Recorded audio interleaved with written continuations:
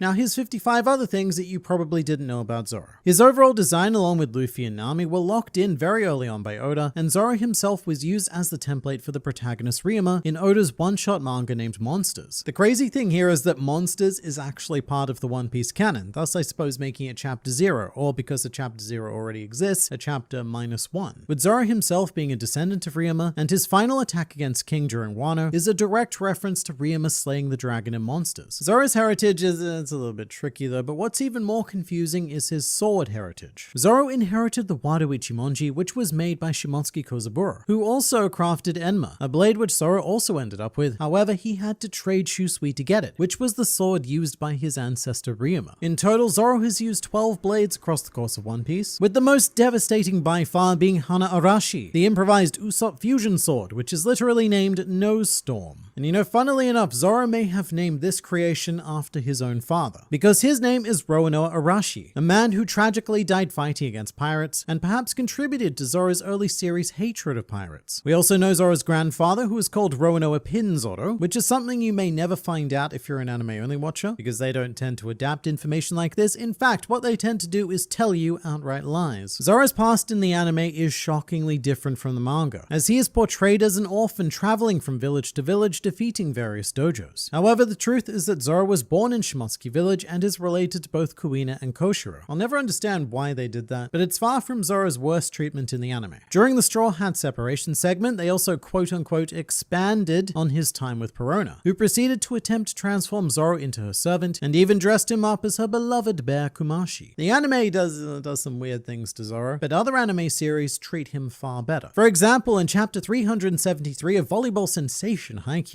Hinata reveals that Zoro is his favorite One Piece character. Now, funnily enough, Haikyuu is also translated by Viz, who handles the One Piece translation. So to keep consistency between their series, Hinata actually says that his favorite character is Zolo. Zolo probably being the greatest sore spot that fans have in regards to the official translation, although it came about due to such a weird situation. When Viz first started translating One Piece, they actually used the name Zoro. However, when 4Kids picked up the anime series, they changed his name to Zolo to preemptively avoid any potential copyright problems with the Zoro character created by Johnston McCulley. 4Kids then bombed and went under. One Piece was picked up by Funimation and they changed his name back to Zoro. However, this time Viz did not follow suit, and to this day, they still use Zolo.